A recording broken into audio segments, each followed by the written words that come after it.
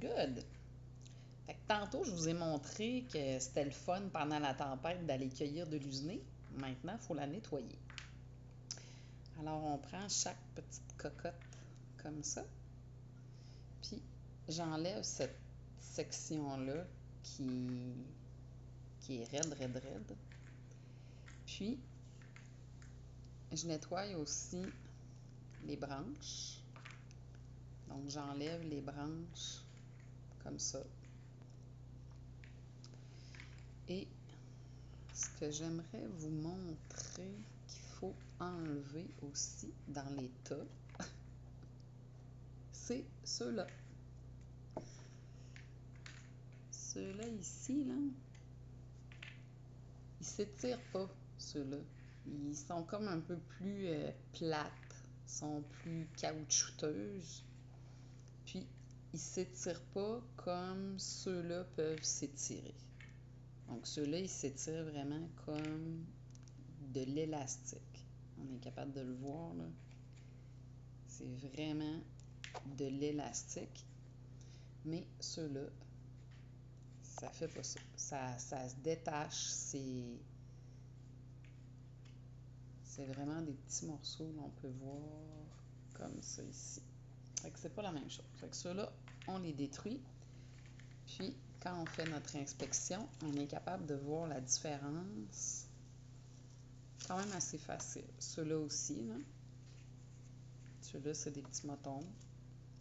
C'est pas pareil.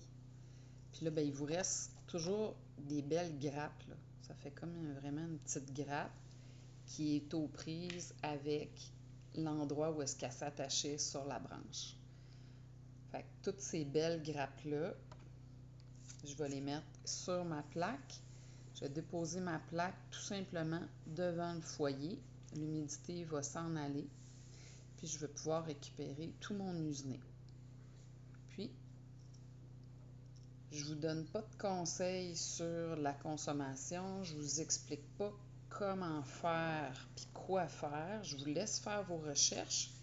Mais je voulais vous montrer à quel point, après une journée de tempête, c'est donc bien un bon moment pour aller en récupérer quand même une quantité plaisante qui va vous permettre de faire tout ce que ça vous tente de faire.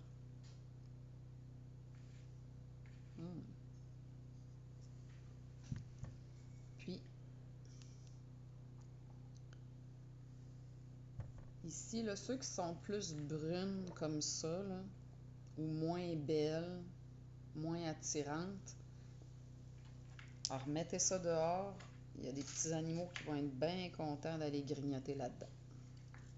Fait que gardez-vous celles qui sont belles, un beau vert clair, qui sont pas sales.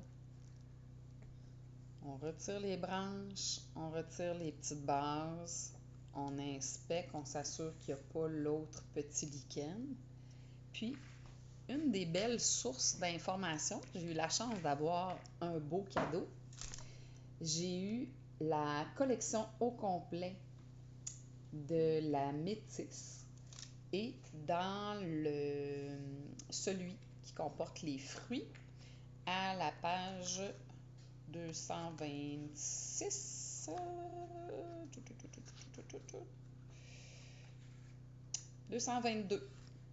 222, donc on a quand même une bonne dizaine de pages sur les usages traditionnels, les parties utilisées en poudre, en décoction, en teinture, les usages pratiques, les usages médicinaux, les contre-indications, les propriétés médicinales.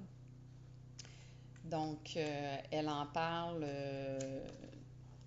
dans quelques pages de son livre et sur Internet aussi. Il y a encore quand même quelques sites qui en parlent, qui en font la description, qui vous montrent comment l'accueillir, comment la traiter, comment la nettoyer, comment bien l'utiliser. Puis, moi, comme je ne suis pas une spécialiste, que je n'ai pas de certificat en la matière, tout ce que je voulais vous montrer, c'est que ça se nettoie facilement, ça se cueille facilement.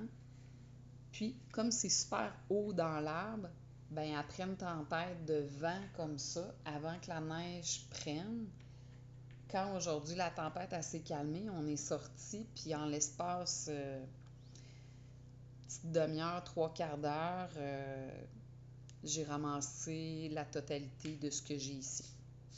Fait que je vous souhaite une belle découverte, des belles randonnées pour des belles cueillettes.